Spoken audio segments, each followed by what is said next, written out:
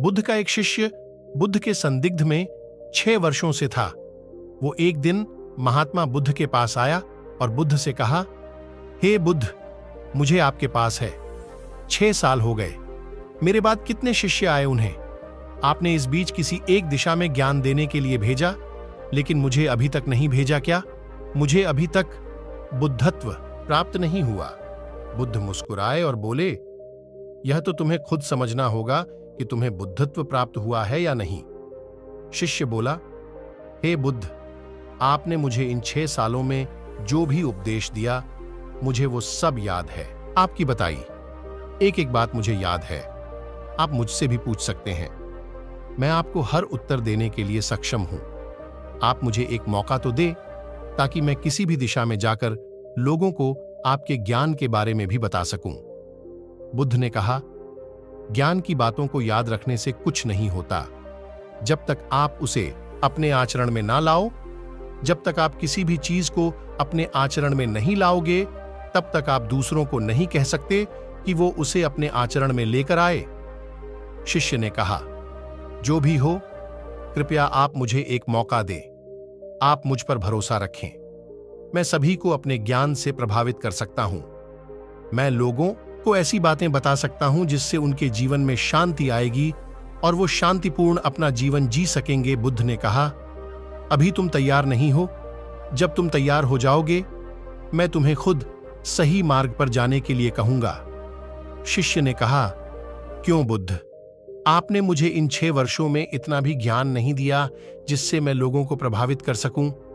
बुद्ध ने कहा, ठीक है, तुम पूर्व दिशा की तरफ जाओ। वहां तुम्हें एक गांव मिलेगा। उससे तुम भिक्षा मांग कर लाओ और वहां के लोगों को अपने ज्ञान से मदद करना। कल सुबह तुम वहां अकेले जाना और शाम को आकर मुझे बताना तुमने कैसे वहां के लोगों की मदद की।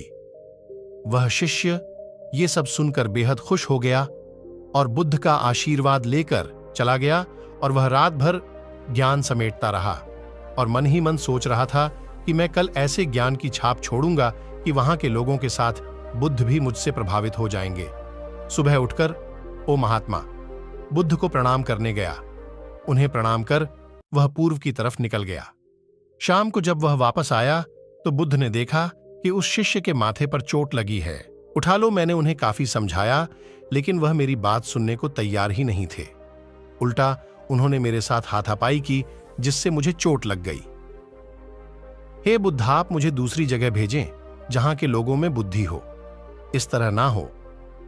बुद्ध उसकी बात सुनकर मुस्कुराए और बोले कि अगर तुम्हें दूसरे गांव में भी ऐसे ही लोग मिले तब तुम क्या करोगे? शिष्य ने कहा, हे बुद्ध, ऐसे लोगों को कोई ज्ञान नहीं दे सकता।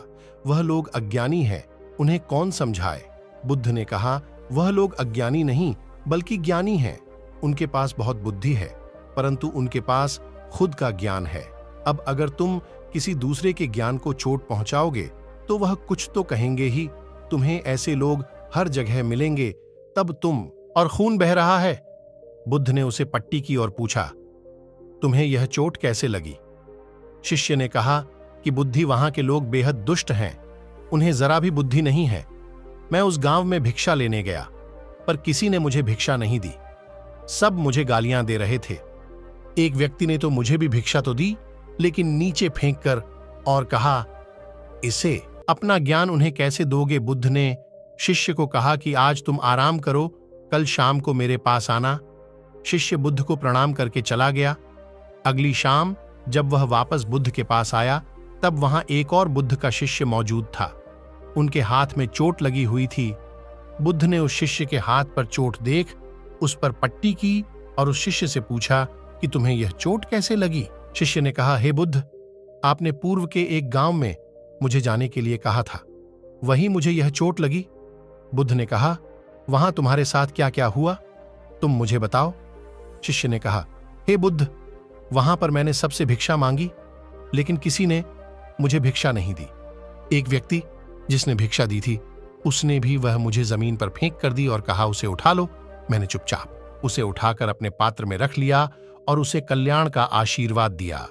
तब उस व्यक्ति ने मुझसे कहा, आप बड़े ही अजीब व्यक्ति हो।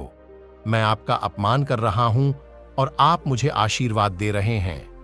मैंने उनसे कहा कि आप धनी हैं, आपने मुझे दान दिया है, इसलिए मैं आपको आशीर्वाद दे रहा हूं। फिर वहां से मैं आगे गया तो कुछ लोगों ने मुझे वहां से जाने के लिए कहा। उन्होंने मुझे कुछ अपशब्द कहे और मुझ पर कुछ पत्थर फेंके, जिससे मुझे चोट लग गई। जब मैं वापस आ रहा था तब मैंने एक मां को रोते हुए देखा। वह अपने बीमार बच्चे को लेकर चिंतित थी। मैं तुरंत जंगल से जाकर उसके लिए जड़ी बूटी ले आया, लेकिन वहां के लोग मुझे जड़ी बूटी देने नहीं दे रहे थे। फिर मैंने उनसे विनती की कि वह मुझे उस बच्चे का इलाज करने दें। उसके बाद वो जैसा कहेंगे मैं ठीक वैसा ही करूंगा। फिर जिस व्यक्ति ने मुझे भिक्षा दी थी उसने गांव वालों को समझाया, तब उन्होंने मुझे उस बच्चे को जड़ी बूटी लगाने दी। उसके बाद वह बच्चा ठीक हो गया। फिर गांव वालों ने मुझसे अपने किए गए अभद्र व्यवहार के लिए क्षमा मांगी और मुझे धन्यवाद कहा।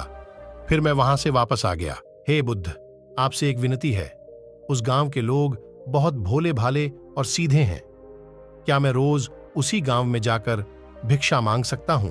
ये सभी बात वो पहला शिष्य भी सुन रहा था। उसने यह सुनते ही बुद्ध के चरणों में गिरकर कहा कि हे बुद्ध, मैं समझ गया हूं कि अभी मैं उस लायक नहीं हुआ कि दूसरों को ज्ञान दे सकूं। बुद्ध ने कहा, हमें बाहर वैसे ही लोग दिखाई देते जैसे हम भीतर से होते हैं। जब तक हम स्वयं को नहीं बदलते तब तक हम किसी को भी नहीं बदल सकते। खुद में परिवर्तन करना बेहद जरूरी है।